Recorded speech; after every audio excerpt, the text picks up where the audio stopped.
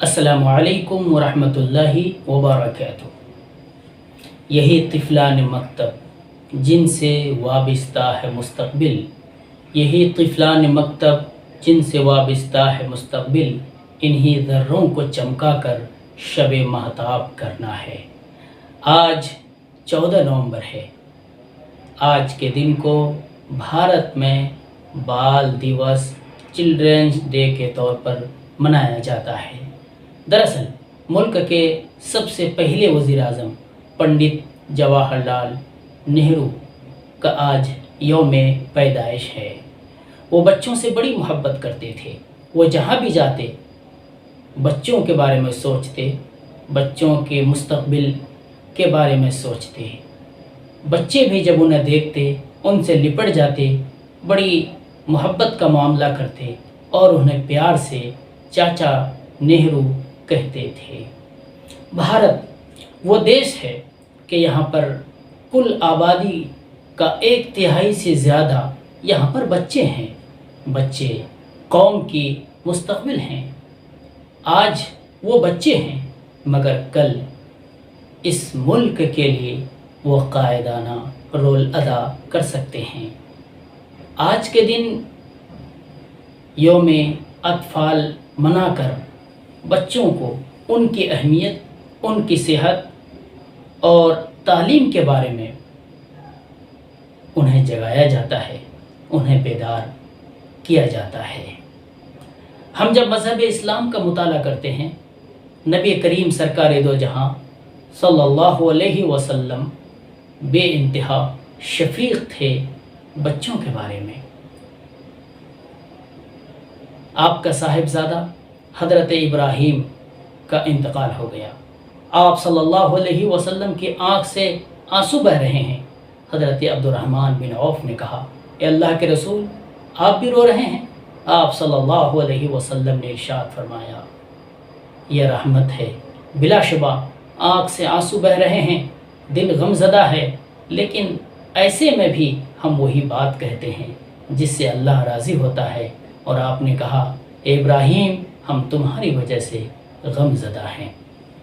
حضرت عبداللہ بن شداد رضی اللہ تعالیٰ عنہ اپنے والد سے نقل کرتے ہیں، نبی کریم تاجدار وطا امام الانبیاء صلی اللہ علیہ وسلم حسن کے ساتھ یا حسین کے ساتھ مسجد نبوی تشریف لائے، نماز کے لیے کھڑے ہو گئے۔ جب سجدہ کا وقت آیا، آپ نے بڑا لمبا سجدہ کیا۔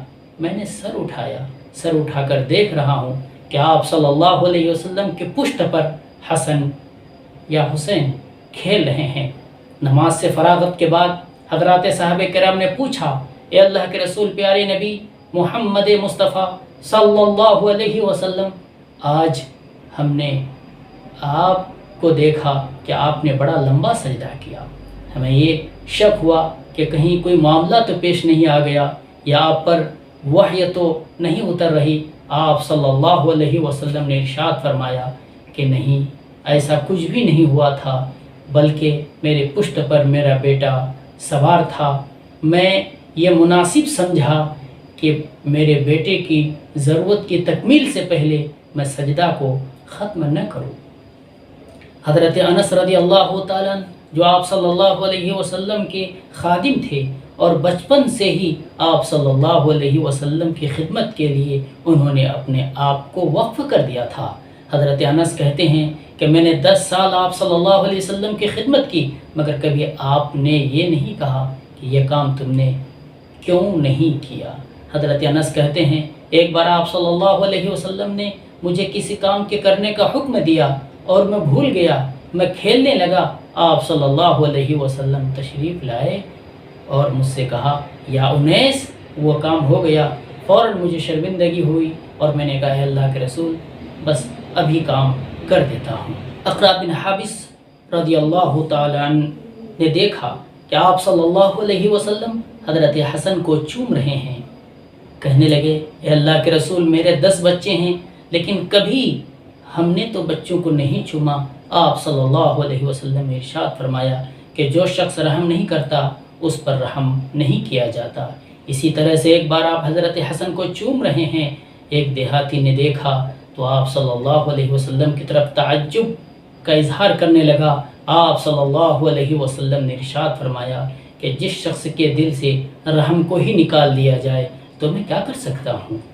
آپ صلی اللہ علیہ وسلم کے گود میں ایک بچے کو لایا گیا اور اس بچے نے پیشاب کر دیا۔ آپ صلی اللہ علیہ وسلم نے ناگواری کا اظہار نہیں فرمایا، بلکہ آپ نے پانی سے کپڑے کو صاف کر لیا۔ اسی طرح ایک یہودی کا بچہ بیمار ہو گیا، آپ صلی اللہ علیہ وسلم کو خبر ملی، آپ صلی اللہ علیہ وسلم عیادت کے لیے پہنچ گئے اور آپ نے اس بچے کے سرہانے پر آپ بیٹھ گئے اور آپ نے اس بچے سے کہا کہ اسلام قبول کر لو۔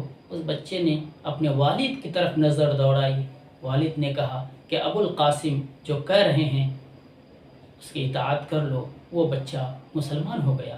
آپ صلی اللہ علیہ وسلم نے یہ جملہ کہا، الحمدللہ الذی انقذہ من النار، تمام تعریفوں سے اللہ کی جس نے اس کو آگ سے بچا لیا۔ زمانے جاہلیت میں اسی طرح سے آپ صلی اللہ علیہ وسلم نے بچیوں کے ساتھ بڑا نظر کرم کا معاملہ فرمایا۔